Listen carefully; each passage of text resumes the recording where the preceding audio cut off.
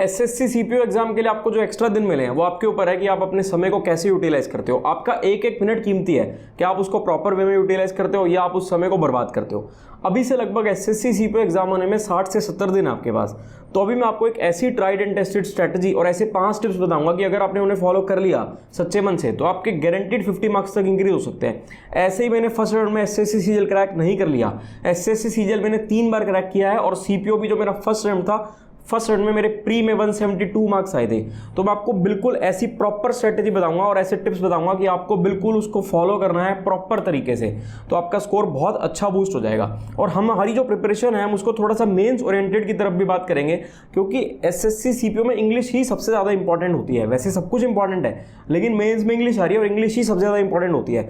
तो इंग्लिश के आपको ऐसे रामबाण तरीके, ऐसे नुस्खे बता दूंगा इंग्लिश में आपको वोकैबुलरी याद करने के, इडियम्स फ्रेजेस याद करने के, ऐसे तरीके बताऊंगा कि आप जिंदगी में कभी भूलोगे ही नहीं। अभी आपको जो 50 दिन एक्स्ट्रा मिले हैं एग्जाम पोस्टपोन होने की वजह से, उसको आपको एज अ बोनस लेकर चलना है। आपको अपनी तैयारी को ढीला नहीं छोड़ देना, आपको उल्टा और अच्छे से प्रिपेयर करना है। क्योंकि ये देखो कि हो सकता है आप तो अपनी तैयारी को ढीला छोड़ रहे हो, लेकिन और जो आपके कॉम्पिटिटर्स हैं जो आपके साथ और उस दिन एग्जाम में बैठने वाले हैं, क्या पता वो अपनी प्रिपरेशन को और ज्यादा बूस्ट कर रहे हो। तो आपको भी ऐसे ही सोचना है और जो तरीके मैं बता रहा हूं वो तरीके फॉलो करके अपनी तैयारी को बिल्कुल सुपर फास्ट कर देना है। जो लोग भी प्रिपरेशन कर रहे हैं उन सबको एग्जाम पैटर्न और एग्जाम सिलेबस के बारे में तो पता ही होगा। इसमें आपका मैथ्स, रीजनिंग, जीके और इंग्लिश 4 चीजें आती है टीयर 1 में, और मेंस में आपका सिर्फ और सिर्फ इंग्लिश आता है।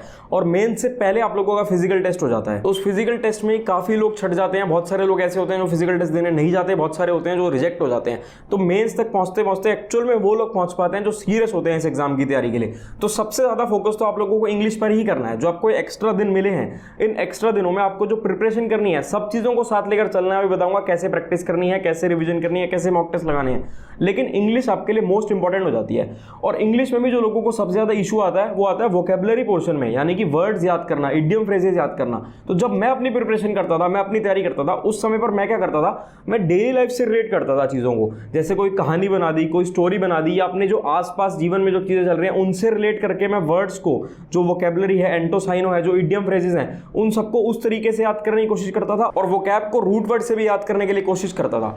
और लेकिन उस समय ना बड़ी दिक्कत आती थी, खुद कहानी बनानी पड़ती थी। अब आपके लिए एक बहुत शानदार किताब आ गई है। मैं उस किताब का फ्री पीडीएफ अपने टेलीग्राम चैनल पर डाल दूंगा, टेलीग्राम चैनल पर जाकर देख लेना। ये मनीषा बंसल मैडम की नियॉन क्लासेस की अवतार 2 आई है। इसमें इडियम्स एंड फ्रेजेस इतने शानदार तरीके से आपको याद करवाए गए हैं, स्टोरी बेस्ड, कि एक बार आप पढ़ लोगे ना तो कभी भूलोगे नहीं। और जैसे मैं हमेशा ही बताता हूं कि वोकैबुलरी को, इडियम फ्रेज को स्टोरी बेस्ड अगर आप याद करोगे तो आप एग्जाम में जब बैठोगे ना तो आपको भूलने के चांसेस बहुत कम हो जाते हैं। दूसरा, आपका एक और तरीका बताता हूं, वोकैबुलरी से रिलेटेड जितने भी सवाल होते हैं ना उनको आप एलिमिनेशन मेथड से भी चल सकते हो। जैसे मान लो आपका सवाल आया, सवाल कोई एक वर्ड है, उसका आपको मीनिंग बताना है। उसका जो आपको मीनिंग बताना है उसमें 4 ऑप्शंस है। 4 में से कुछ वर्ड्स ऐसे हो सकते हैं जिसका मीनिंग आपको एक्चुअल में आता हो, तो आप एलिमिनेशन मेथड से चलेंगे तो आपके लिए थोड़ा सा ईजी रहेगा। और वोकैबुलरी के लिए आप नियॉन पब्लिकेशन की वर्ड पावर, रूट वर्ड्स को भी फॉलो कर सकते हैं। बाकी और कोई बहुत ज्यादा किताबें मत ले लेना इस समय पर, क्योंकि ये समय आपका सबसे ज्यादा सेल्फ स्टडी करने का, प्रैक्टिस करने का और रिवीजन करने का है। देखो, वोकैबुलरी तो एक ऐसी चीज है कि वोकैबुलरी जितनी सीखो, जितना पढ़ो, उतना कम है। और जो तरीका मैंने बताया वो तरीका सीखोगे तो वो तरीका आपके लिए बेस्ट रहेगा। लेकिन और किसी चीज के लिए मेरे हिसाब से इस समय पर कोई नई किताब रेफर करना समझदारी नहीं होगी।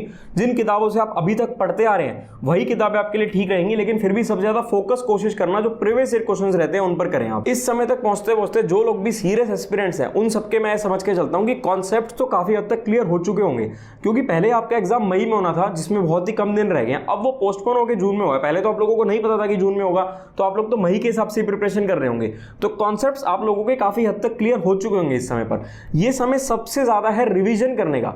तो दिन में हम 8 घंटे का ऐसा स्टडी प्लान बनाते हैं जिसमें हम रिवीजन भी करेंगे, हम प्रैक्टिस भी करेंगे, हम मॉक टेस्ट भी लगाएंगे, मॉक टेस्ट का एनालिसिस भी करेंगे। तो अब अगर मैं उन 5 पॉइंट्स की बात करूं, जिन 5 पॉइंट्स को फॉलो करके आप 50 मार्क्स तक इंक्रीज कर सकते हो, तो उसमें सबसे पहला पॉइंट है प्रीवियस ईयर क्वेश्चंस। इस समय पर सबसे ज्यादा प्रैक्टिस आपको करनी है प्रीवियस ईयर क्वेश्चंस की। कुछ नया, कुछ ऐसा नया मार्केट में कोई सवाल आपको देखने को मिल जाए, मार्केट में तो चलते रहते हैं नए नए सवाल, उनकी तरफ ज्यादा आकर्षित नहीं होना आपको। जो प्रीवियस ईयर क्वेश्चंस है उन्हीं पर सबसे ज्यादा आपको फोकस करना है। दूसरा पॉइंट है, हमें डेली का टाइम टेबल बनाना है 8 से 9 घंटे का। ये आपको अपने हिसाब से फ्लेक्सिबल टाइम टेबल बना लेना चाहिए। बताने को तो मैं भी आप लोगों को टाइम टेबल बता सकता हूं, लेकिन वो रिजिड हो जाएगा थोड़ा सा। आप खुद अपने बेस्ट जो आपको बताएगी, आप सुबह ज्यादा पढ़ सकते हो, शाम को ज्यादा पढ़ सकते हो, रात को ज्यादा पढ़ सकते हो, आप अपने हिसाब से टाइम टेबल बनाओ। लेकिन कोशिश करो 8 से 9 घंटे का टाइम टेबल बनाओ। और जो ये समय, अगर आप लोग जॉब करते हैं, कोशिश करिए कि अगर आपको जॉब से छुट्टी मिल सकती है तो आप छुट्टी ले लीजिए, या अगर आप पढ़ रहे हैं किसी भी तरीके से, मतलब आप मैक्सिमम समय अपनी इस पढ़ाई को दें। और ये जो 8 से 9 घंटे का आप लोग टाइम टेबल बनाओगे, इस टाइम टेबल में आपको मॉक टेस्ट के लिए भी समय निकालना है, फिर उस मॉक टेस्ट को एनालिसिस करने के लिए भी समय निकालना है, फिर जो प्रीवियस ईयर क्वेश्चंस है उनकी प्रैक्टिस करने के लिए समय निकालना है, आपको रिवीजन के लिए समय निकालना है, आपको वोकेबलरी के लिए समय निकालना है, आपको मतलब अलग अलग पोर्शन वाइज डिवाइड कर देना है। अगर हम चारों सेक्शन वाइज बात करें तो देखो जीके और रीजनिंग ये दो ऐसे सेक्शन है जिनके लिए आपको बहुत ज्यादा समय देने की जरूरत नहीं है, तो इनके लिए आप थोड़ा कम समय रखें अपने टाइम टेबल में। मैथ्स और इंग्लिश के लिए ज्यादा समय रखें, और इन दोनों में से भी सबसे ज्यादा समय आप रखें इंग्लिश के लिए। थर्ड पॉइंट मैंने आपके सेकंड पॉइंट में ही कवर कर लिया है। थर्ड पॉइंट है मॉक टेस्ट लगाना और उसका एनालिसिस करना। वो जब भी मैंने आपको टाइम टेबल के बारे में बताया उसी में मैंने आपको बता दिया कि मॉक टेस्ट लगाओ और उसका एनालिसिस करो। और एक चीज बता देता हूं, किसी भी एक कंपनी का मॉक टेस्ट मत लगाओ, बहुत क्रूशियल समय है, बहुत कम समय बचा है। आप किसी भी दो अच्छी ब्रांड्स का मॉक टेस्ट ले लो और दोनों का ऑल्टरनेट डेज पर लगाओ, एक दिन एक ब्रांड का, दूसरे दिन दूसरी ब्रांड का। इससे आपको variety of questions, mixed questions देखने को मिलेंगे, आपका माइंड एक डायरेक्शन में नहीं चलेगा। फोर्थ पॉइंट है आपको अपनी स्ट्रेंथ और अपनी वीकनेसेस को आइडेंटिफाई करना है। वो आप कैसे आइडेंटिफाई करेंगे, उसको आइडेंटिफाई करने का बेस्ट तरीका तो आपका मॉक टेस्ट ही है।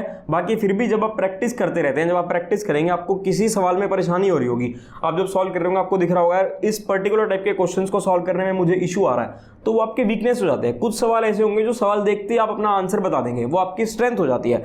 तो आपको जो स्ट्रेंथ है वो तो आपके लिए बहुत बढ़िया है, उस पर आपको कोई दिक्कत नहीं है, लेकिन जो आपकी वीकनेस है आपको इस समय पर सबसे ज्यादा उस पर फोकस करना है, अपने टाइम टेबल में उसको ज्यादा समय देना है, क्योंकि उसको भी आपने स्ट्रेंथ बनाना है। कुछ भी वीक पॉइंट नहीं छोड़ सकते हैं। आपका fifth and most important point जो कि एक टॉपर में और एक एवरेज स्टूडेंट में डिफरेंस क्रिएट करता है वो है रिवीजन। आप सबने पढ़ाई कर ली, आप सबने सब कुछ कर लिया, लेकिन आपके लिए रिवीजन मोस्ट इंपॉर्टेंट हो जाता है। देखो इतने कॉन्सेप्ट्स हैं, इतनी चीजें हैं पढ़ने के लिए कि भाई पढ़ने के बाद माइंड में भी ना एक लिमिट होती है, एक सैचुरेशन पॉइंट होता है। तो जब तक आप उसको रिवीजन नहीं करते रहेंगे ना, टाइमली रिवीजन बहुत जरूरी है। तब ऐसा हो सकता है कि उस कॉन्सेप्ट को आप भूल जाएं, या आपके माइंड से कुछ ऐसा स्लिप हो जाए कि आप जब पेपर देने बैठे, देखो असली जंग तो उस दिन है जिस दिन आप पेपर दे रहे हो।